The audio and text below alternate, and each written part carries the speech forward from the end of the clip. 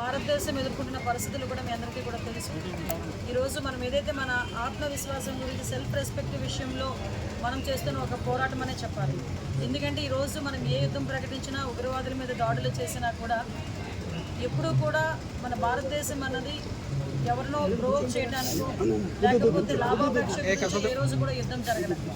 మనందరికీ తెలుసు 1947 నుంచి జరిగిన యుద్ధం నుంచి కూడా పాకిస్తాన్కి మనకి మధ్యలో కాశ్మీర్ గురించి ఏదైతే యుద్ధాలు జరుగుతున్నాయో అవన్నీ కూడా మనకు తెలుసు. 1947లో జరిగిన యుద్ధం కానీ, 1965లో జరిగిన యుద్ధం కానీ, 71లోని బంగ్లాదేశ్ లిబరేషన్ గురించి జరిగిన యుద్ధం కానీ, అవన్నీ కూడా ఎక్కడ చూసుకున్నా ఆఖరికి 2016లో జరిగిన సర్జికల్ స్ట్రైక్స్ కానీ, 19లో జరిగిన ఎయిర్ స్ట్రైక్స్ కానీ, ఇవన్నీ పెట్టాలని చూస్తున్నప్పుడు మాత్రమే మనం తిరిగి చేసిన ప్రతిచర్యగా మనం భావించుకోవాలి. రీసెంట్గా అందరూ కూడా ఏ పరిస్థితులు మనం చేయాల్సి వచ్చిందో మనందరికీ కూడా తెలుసు.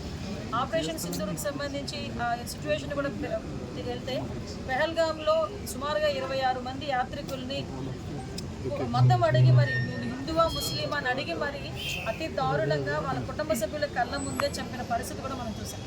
అందులోని ఒక కొత్తగా పెళ్లి చేసుకొని కొత్త జీవితంలో పెట్టిన జంట ఆ భార్య ముందే ఆ భర్తను అతి కిరాతకంగా చంపిన సందర్భం.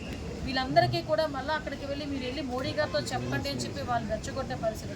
ఇవన్నీ సందర్భాల్లో చూసుకొని కంపల్సరిగా మన దేశంలో ఉన్న ఆడబిడ్డల తాలూకా మాంగళ్యాన్ని కూడా మనం రక్షించుకునే పరిస్థితులు మనం తీసుకొచ్చామన్న ఉద్దేశంతోనే ఆపరేషన్ సింధూర్ ఏర్పాటు చేసి దానికి కూడా ఒక లేడీ ఆఫీసర్స్ని వాళ్ళకి మనం ఎండాస్ చేసి ఈరోజు మనం ఆ కార్యక్రమాన్ని కూడా చేసాం. ఇక్కడ విషయం ఏంటంటే ఆ యుద్ధం ప్రకటించిన రోజు కూడా ఉగ్రవాదుల స్థావరాల మీదకి మాత్రమే వెళ్ళారే తప్పించి మన ఇండియన్ ఆర్మీ ఎక్కడా కూడా ఆ సివిలియన్స్ మీదకి కానీ అదేవిధంగా మిలిటరీ వాళ్ళ మీదకి కానీ వెళ్ళాలి.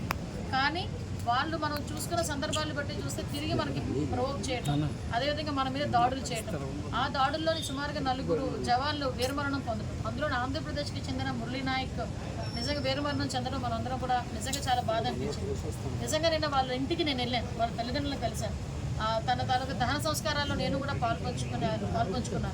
23 సంవత్సరాలు. నిజంగా ఆ పిల్లోడిని చూస్తే చాలా చిన్న పిల్లోడు, ఒక్కగానో ఒక కొడుకు. ఆ కొడుకు కూడా ఎట్టి పరిస్థితుల్లోని కూడా నేను దేశం గురించి సేవ చేయాలి, చనిపోతే నా మీద దేశ జెండా మన జాతీయ జెండా ఉండాలి అని వాళ్ళ తల్లిదండ్రులతో ఎప్పుడూ చెప్పే సందర్భం.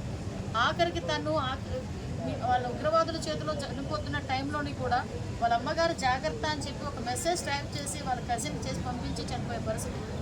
అంటే వాళ్ళ తనకు ధైర్యాన్ని కూడా మనం మెచ్చుకునే పరిస్థితికి రావాలి. మనకి ఎవరైతే జవాన్స్ బోర్డర్లో పనిచేస్తున్న మన గురించి పనిచేస్తున్న వాళ్ళందరికీ కూడా మోరల్ సపోర్ట్ ఇవ్వాలనే ఉద్దేశంతో ఈరోజు ఎస్పీ గారి ఆధ్వర్యంలో, లోకల్ మినిస్టర్ గారు, అదేవిధంగా లోకల్ ఎమ్మెల్యే గారి ఆధ్వర్యంలో ఎమ్మెల్యే ప్రజాప్రతినిధులందరం కూడా ఈరోజు ఒక ర్యాలీ కూడా ఏర్పాటు చేసుకుని వాళ్ళకి నివాళులర్పించే కార్యక్రమాన్ని కూడా శ్రీకారం చుట్టాం. ఇది అన్ని జిల్లాల్లోని కూడా జరుగుతుంది. అన్ని జిల్లాల్లో కూడా జరగాలని కోరుకుంటున్నాం. ఎందుకంటే ఎవరైతే జవాన్లు ఉన్నారో వాళ్ళందరూ కూడా ఈరోజు ఎమర్జెన్సీగా సెలవులు పెట్టిన వాళ్ళు కూడా రిటర్న్ వచ్చిన పరిస్థితి. మన సీజ్ ఫైర్ అని చెప్పి మళ్ళీ తిరిగి ఎలా ప్రొవోక్ చేశారో పాకిస్తాన్ నుంచి మనందరం కూడా చూసాం.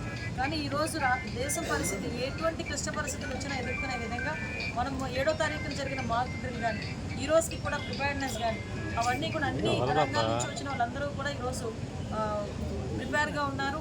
ఏ సమయంలో ఏ యుద్ధం వచ్చినా, ఏ సమయంలో ఎటువంటి ఆపత్కర పరిస్థితులు వచ్చినా కూడా ఎదుర్కోవడానికి ఈరోజు పోలీసు సిబ్బంది, అదేవిధంగా ప్రభుత్వ రంగ సంస్థలు అన్నీ కూడా సిద్ధంగా ఉన్నాయని మీకు తెలియజేసుకుంటూ ప్రజలు ఎవరు కంగారు పడద్దని మాత్రం తెలియజేసుకుంటున్నాను. మీకు మళ్ళీ చెప్తున్నా, ఏ రోజు కూడా భారతదేశం భిన్న సంస్కృతులతోనే భిన్న భాషలు మాట్లాడే వాళ్ళు, భిన్న మతాలకు సంబంధించిన వాళ్ళు ఉన్నారు. ఇన్ని సంవత్సరాలుగా కూడా మనం ఏ రోజు కూడా మనం కొట్టుకునే సంబంధం లేదు, పరిస్థితి లేదు. అయినప్పటికీ కూడా ఈరోజు మనల్ని మనం కాపాడుకోవాలి, మన ఆత్మస్థైర్యాన్ని మనం పెంచుకోవాలి. కాబట్టి దీనికి ఎవరైతే పనిచేస్తున్నారో జవాన్లందరికీ కూడా మానసిక స్థైర్యం కలగడానికి, మనందరూ ఉన్నామని భరోసా కల్పించడానికి ఈరోజు ఈ కార్యక్రమాలన్నీ చేసుకుంటున్నాం. దానికి మీరు అందరూ కూడా సహకరించేస్తున్నాం.